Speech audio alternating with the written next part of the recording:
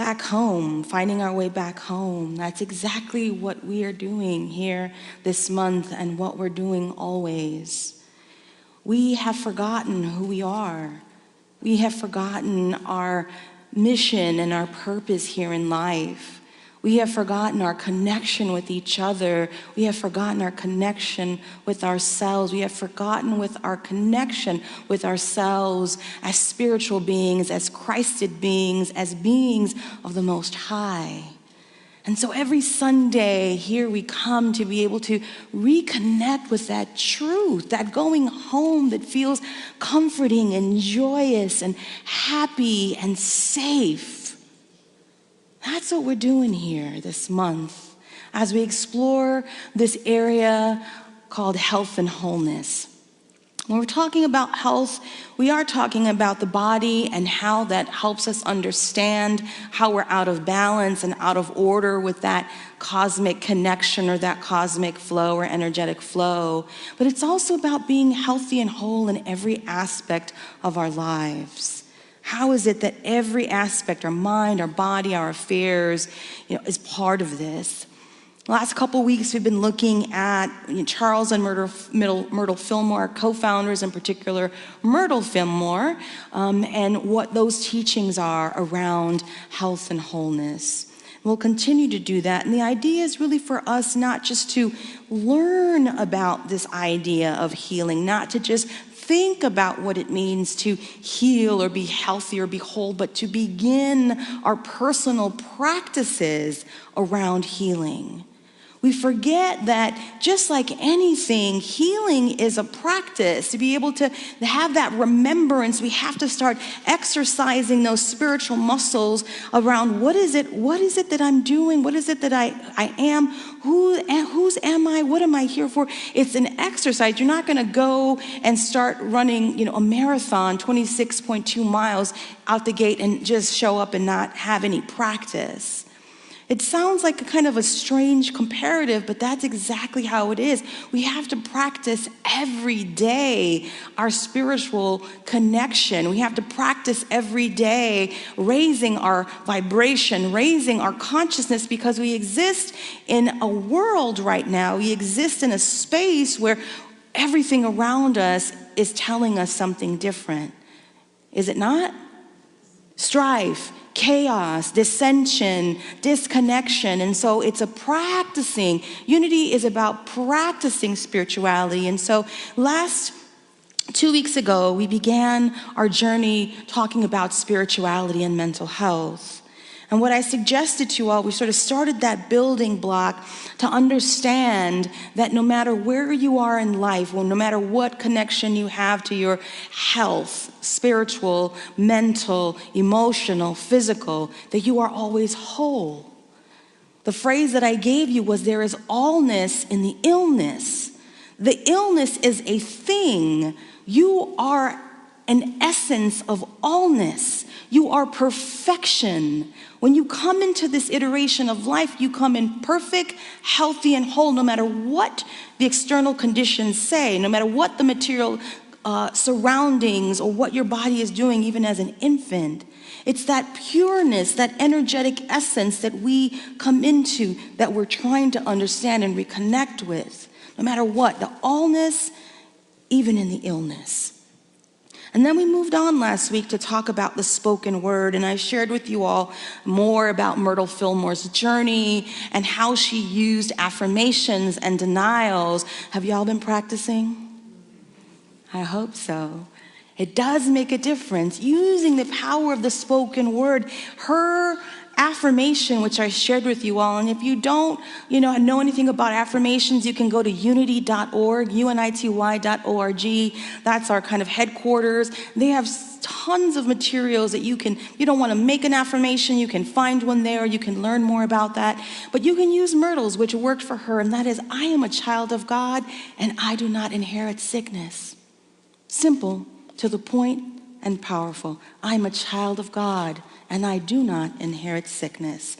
So using the power of the spoken word to become in alignment with the truth of our nature, You know, we have this sound box that's like a sound bowl. It attunes us to what is the truth about us. So using that. Today, we're going to go a little further into this idea of the body. And what I want to talk to you all about today is how do we honor the sacred body? And I do mean the flesh and bone body. How do we honor that body? How do we honor the physical body in sickness and in health? Because when we do that, we are honoring our life and our spirit in all dimensions. How do we honor a flesh and blood spirituality? How do we understand and honor an embodied spirituality? And in Unity and a New Thought, we talk a lot about the mind. And yes, it is about consciousness and it is about the mind, but it's also about the mind in coordination with the body and soul. So we're talking about an embodied spirituality. How is the spirit felt and understood in the body itself? You know, we come from a lineage as Westerners and that have then kind of pushed out into the world this idea that mind and body are separate. You know, we can look at all the kind of Greeks or the ancient philosophers that said mind and body were two different things. And so they expanded on that to say mind was supreme, which is why we have a culture which glorifies, for the most part, you know, the logic and the reason and the thinking and the thought. Again, nothing wrong with that, but then you're left with, and then the body what? And then the irony is, right, that even though we have such a focus, or we premise the mind, or we give that more of an importance, there is a hyper focus in our culture on the body. Did y'all ever think about that? Like all of the things around body issues, what the body does do or doesn't do. Old school Christianity, right? The body, chastise the body, mea culpa, right? All the senses were like, no, you know, those are a bad thing. Sexuality was a bad thing. All the things of the body became hyper-focused on. And so then it becomes a situation that we are inheritors of, whether we like it or not, this kind of toxic relationship with the body, especially for women in our culture. You have to look a certain way. You have to be a certain way. After a certain age, you know, there's issues that are around that, right? We have a standard of even physical beauty, what that looks like. And if you don't live up to that, then you have your issues where you feel like you're not enough. And even the people that you see that live up to that standard physically don't even feel themselves in that. Do y'all hear me? Where we see people out there that have these ideals, they look like the ideal, and yet they themselves feel like they never measure up. But it's this idea, these ideas that we have to begin challenging around all of this. Our culture teaches us to abuse and degrade and devalue our bodies. Yet the Bible and Jesus teaches us that our bodies are temples of God. Let me ask you, if you saw someone vandalizing a church or a synagogue, or if you saw someone out here busting the windows or graffitiing here at Unity of Nashville, how would that make you feel? You would feel horrible, would you not? You would feel so... somebody left a dirty table in here the other day, and I was just like, this is a sanctuary. Like, it just felt like such a violation of a sacred space, right? And yet, we don't have that same reaction oftentimes when our bodies are violated in many ways. When we deprive it of rest and sleep, and we overeat and we undereat, and we put too much stress on it, and we fail to take care of it. We don't have that same reaction and that uproar for ourselves oftentimes even. Our co-founder Myrtle Fillmore, on this journey of kind of coming into what I call right relationship with the body, talks about two things that I'd like to flag here today. The first thing is the subconscious. What is in our subconscious? And the second thing she flags is, what do we value? That may also be part of the subconscious messaging. So I want to read just a little bit because I think there's no way to get into it other than her words. And this is from Healing Letters, which is another book that we're using in class. These are Myrtle's actual letters she wrote to people who were asking her questions about health and wholeness and healing. And so she's talking here about subconscious beliefs. She says, we prayerfully consider all our living habits to get a better understanding of their purposes and to know whether or not they are according with the divine law of health. We consider whether or not we are worrying or fearing anything. We look back at the conscious mind into the realm of the subconsciousness or memory to determine whether there is anything that took place in the past that is continuing its disturbing influence through the unconscious expression of mind. Much of the habit side of life is made up of these past experiences and trainings. Many things we do daily are not consciously thought of, but we are the continuation of something impressed upon us long ago. What is she just saying? That oftentimes we're operating in life with that subconscious that is not being recognized. We don't even know the hidden messages that we have about our bodies. We don't even know the hidden messages that are subconsciously have infiltrated us and created toxicity within us that we don't even recognize about what I just said earlier, the ideal standards, or how they apply to us, or how we don't feel fully in our bodies, or how we don't express ourselves through our bodies, or how we constantly criticize, judge our bodies. We don't even know. Maybe our parents, maybe our friends, maybe our families, maybe our teachers, maybe the television, maybe some show that you liked when you were a kid. But somehow they're back there and you're engaging in the world with this subconscious that is maybe at some point blocking your healing. And then she says, subconscious, and then she says, what about your virtues? What is it that you value? And this comes from How to Let God Help You. And she talks about her own healing journey and that she was dedicating herself daily for hours and she was doing all the right things, and yet there was no movement, or real full movement in her healing. She says, the trouble did not respond to ordinary faith and prayer. I finally asked the Lord just why it was that I did not get well. I explained that I had gone all through my consciousness to see what it was that held me, and I had tried to find the fault. But then Spirit said to me, you have looked among your faults, now look among your virtues. I thought that's strange, but soon it came to me that I had tried to keep my feelings to myself, taking great pride in the fact that I had never let anyone know just how I felt with anything that displeased or hurt me. I found that I did not feel as sweet and poised on the inside as I seemed outwardly. I began to watch, and to redeem this state of mind, I determined to handle all that came to me before I swallowed it and allowed it to irritate, cut, and weaken my nerves and organs. As I gained real poise and the ability to keep my thoughts and feelings truly free, I was healed and restored to strength and normal functioning. What is she saying here? She's saying that sometimes the things that we value are the things that are prohibiting us from healing. There's those toxic things. In her case, she was saying that she prided herself, right? We were talking about women at the turn of the century, early 1900s, the expectations of women then and even now, right? We're supposed to look what? Prim and proper. You're supposed to be pretty, right?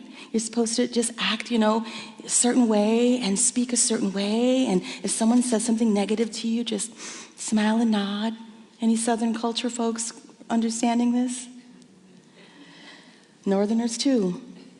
And what she was saying was that instead of speaking her truth, instead of understanding how that was affecting her, she was swallowing it. Literally, can you imagine like the idea of like you're swallowing all of this toxicity, you're swallowing all of this negative energy, you're swallowing all of these expectations of you, and then what happens? Guess what? You're sick. So she said, what is it that I'm valuing here? What is it, my virtues here, that I need to understand? You know, I tell you all of these things, and I come to you today from experience. These are not just things that I've read in a book. Yes, I've read them in books and in many books, but these are also things that I've practiced. They're things that I have come to understand and realize, and they're things that I'm still working on in terms of my own healing journey. You know, I shared with you all a couple weeks ago, you know, when I came into Unity, I came in completely and totally depressed. And I can sit here now and say that I was healed from that depression through using Unity principles. 100%, I can say that in honesty. I've had other challenges, I've had other things that have happened to me, and maybe they're not fully healed, but I'm in a relationship with some of those things that they do not affect my daily existence. Let me tell you a little bit kind of history in terms of just giving you some background to what I want to share today. I grew up in a household where there was a very toxic lineage of bodily understanding. There was a very toxic way in which we were passed down to sort of not like your body. My mom, God love her, I love you, Mom, she's probably watching this, she's gonna be like, you're talking about me again? But she was always on a diet, I remember growing up. No matter what she looked like or didn't look like, she was always on a diet. I also always remember that she never wore short sleeve shirts, ever.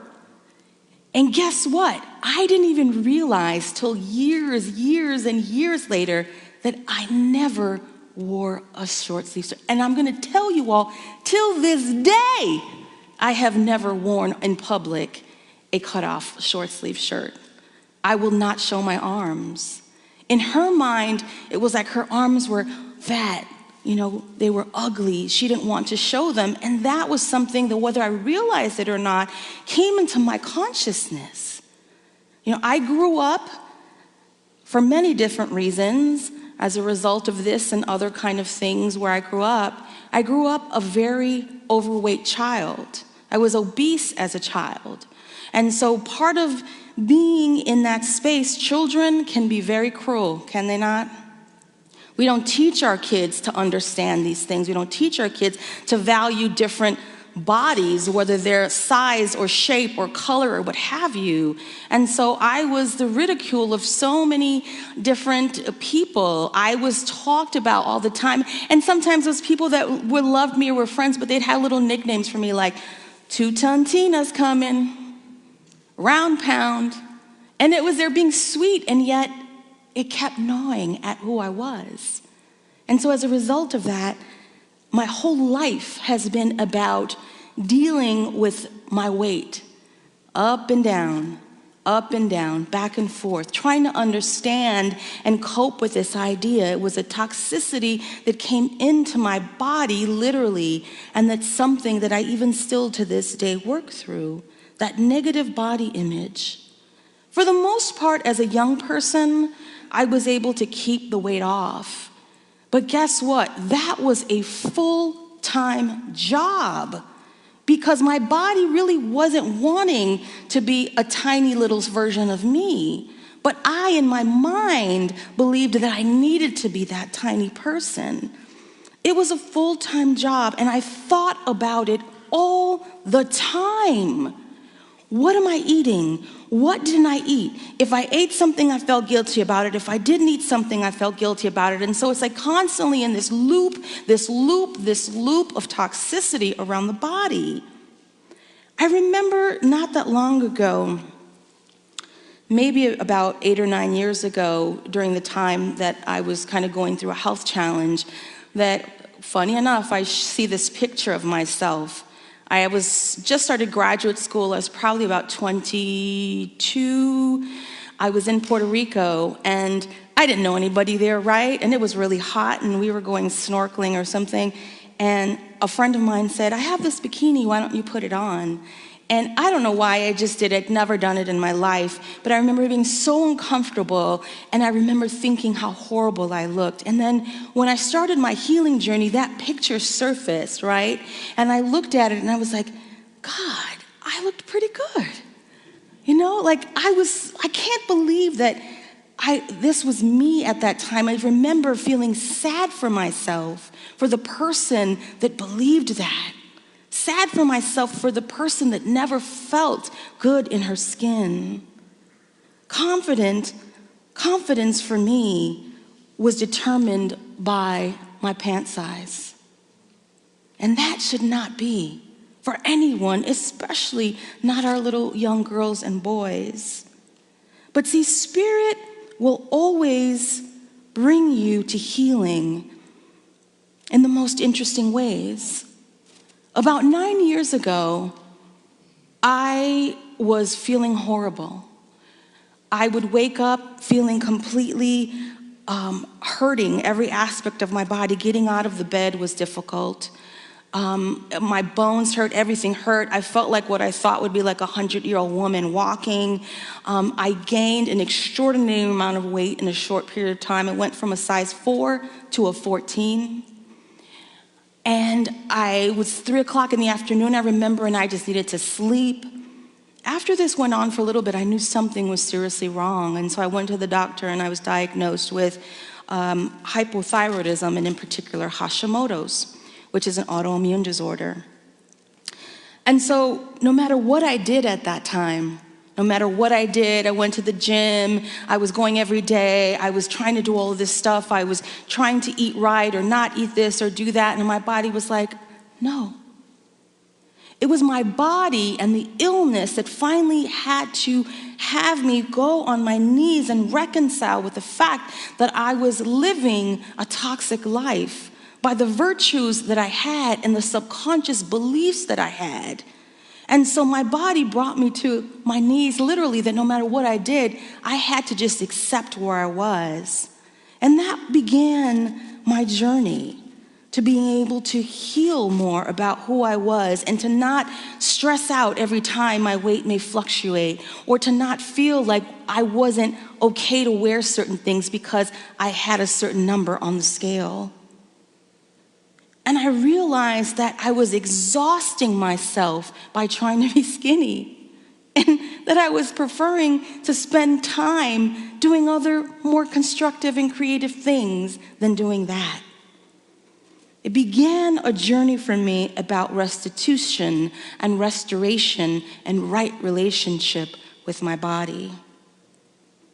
But see, I'm telling you this not because I want to give you all my business, right? I'm telling you all this because my story is your story. My story may not be the exact in the same way, but let's think about the ways in which we do degrade the body every day. Maybe there are wrinkles that present themselves, or maybe our bodies can't do the things that they used to do anymore, or there's loose skin, or there's sagging skin, or there's cellulite, or we don't have the same capacity. You know, I shared with you all a few weeks ago about the transition of my wife's father. And much of his journey into depression was around the fact that his body couldn't do what it used to do. He was used to his value being around production, being around what he could do, that is work. So he could work and he could try to earn money for his family, and he could scrape and he could do all this and he could bring food to the table. And when he could not do that anymore, he didn't know who he was. He didn't have an understanding of the worth of his life because he could not produce. Do you all understand what I'm saying here? All of us have something like that in our lives, where we're measuring ourselves up against our old self or against other people or television or magazines, where we're angry with our body for illness, or we're impatient, or we're annoyed, or we're ashamed of what our body is looking like or doing. We define ourselves from that. And so today, what I want us to go into is understanding, how do we become in this right relationship? How do we restore that homeness with all of this? How do we restore all of that so that we become in right relationship with our body temples? In 1 Corinthians chapter 3, verse 16 and 17, it says, "Do you know that you yourselves are God's temple, and that God's Spirit dwells in your midst? If anyone destroys God's temple, God will destroy that person, for God's temple is sacred, and you together are that temple."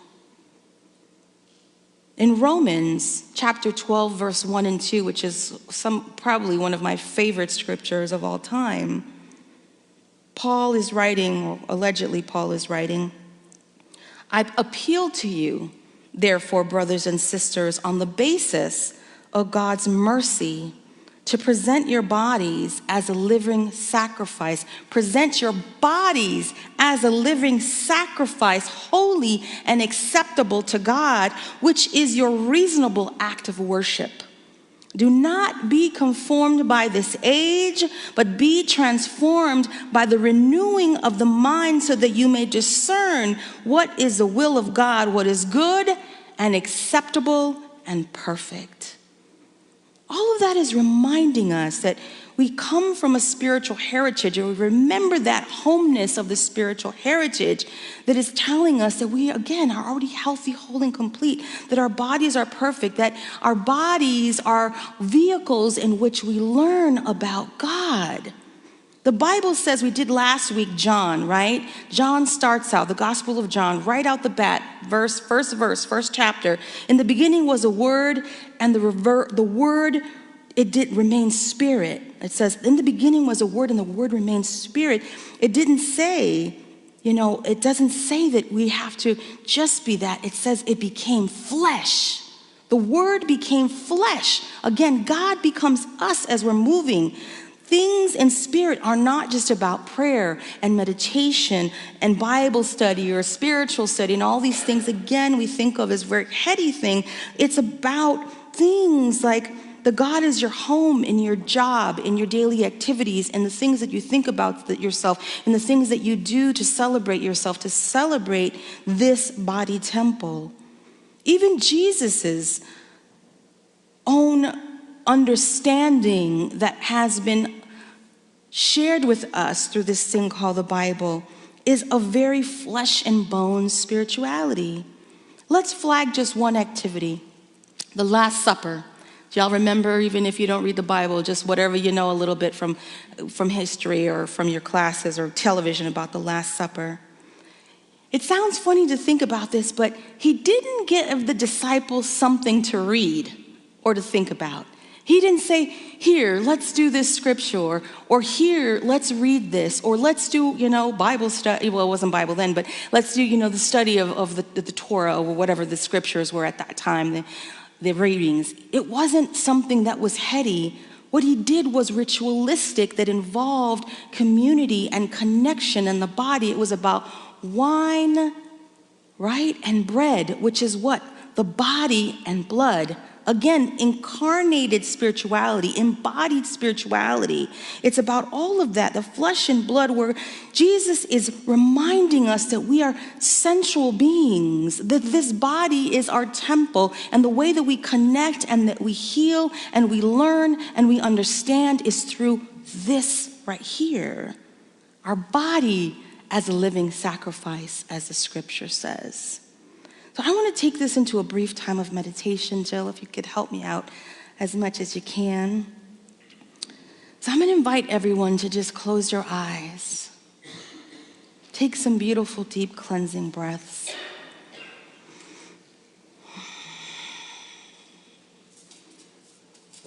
And in this short but sacred moment, we open up our minds and we open up our hearts and we open up our cores to be able to give and to receive, we open ourselves up to hear today, to see today with those spiritual eyes what it is that our spirit is calling us to. What are those messages? What is that right relationship to our bodies, your body? What might you open yourself up to today, to the ways in which you have not honored your body? And what are some of the ways that you can allow for Spirit to heal you right here and right now, to wash over you, to lift up every cell and fiber of your being into the light and love of God, to be able to feel that healing rush in right now and remind you of who you are, no matter what has happened, no matter what is happening now. Feeling that connection, feeling that completeness, feeling that allness, feeling that comfort, feeling that perfection. No matter what the mirror says, no matter what the scale says, no matter what people say, the truth of your being. Breathe in that knowing of the truth of your perfection and of your beauty. Oh, you are so beautiful. Breathe that in. Feel that. Allow that to be true right here and now. And I invite you in a moment of silence just to allow for that to download and upload. You are perfect, healthy, whole, and holy exactly as you are.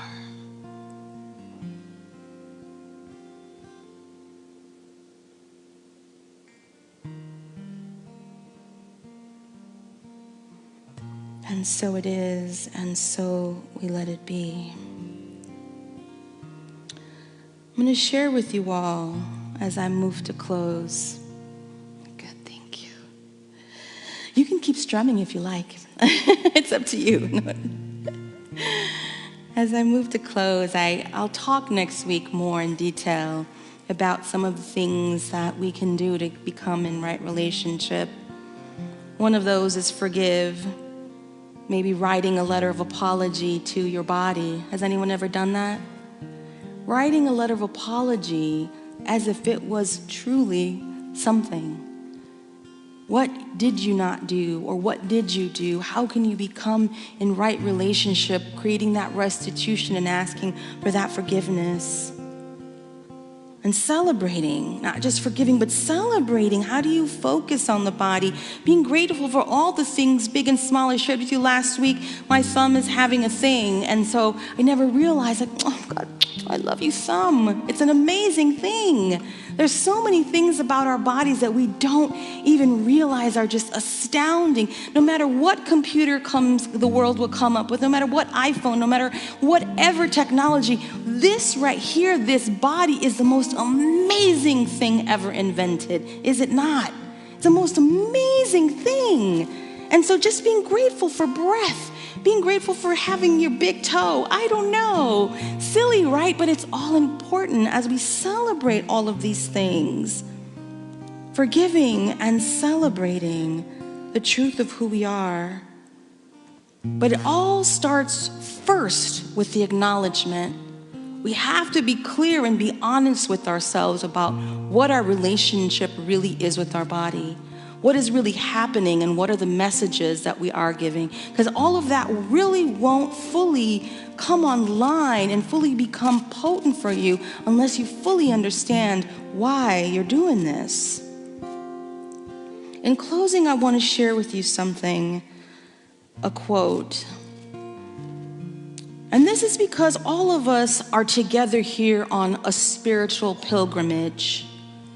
We're seeking together a sacramental approach to life in which the body is understood to be sacred because it's the place where spirit, where God, where the allness, where the eternalness, whatever the God of your understanding or being, that's where it exists. And so we're practicing the honoring of our body so that it may lead to a practice of not just honoring ourselves, but honoring the Christ in other bodies, the Christ body in the world.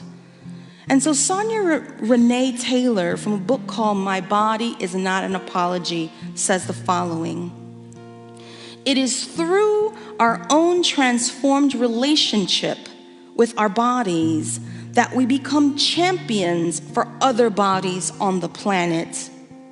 As we awaken to our indoctrinated body shame, we feel inspired to awaken others and interrupt the systems that perpetuate body shame and oppression against all bodies.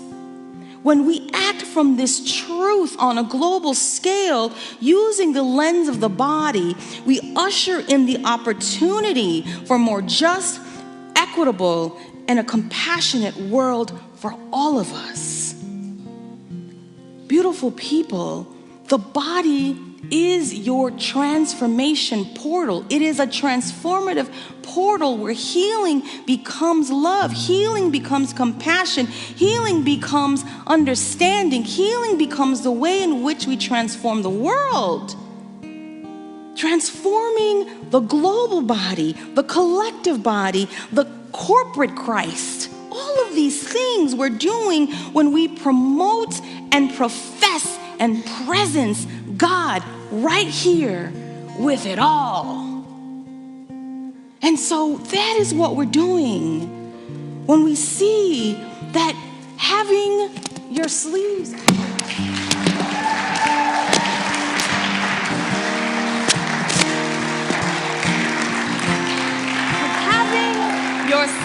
out doesn't make you any less of a person. Having your sleeves out is all about, I got some guns on me today.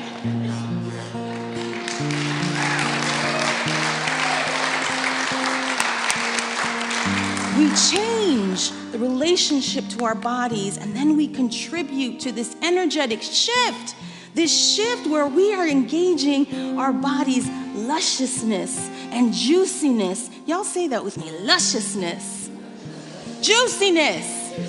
Yes, that is what we're doing here. We're not up here, we're in here in the sensual realm, allowing spirit to work through us to become that portal, flesh and bone and body. Love and grace is exalted through that. So y'all ready to play in that yummy, juicy, divine space of the body with me? Are you ready? All right. And so it is, and so we let it be. Amen.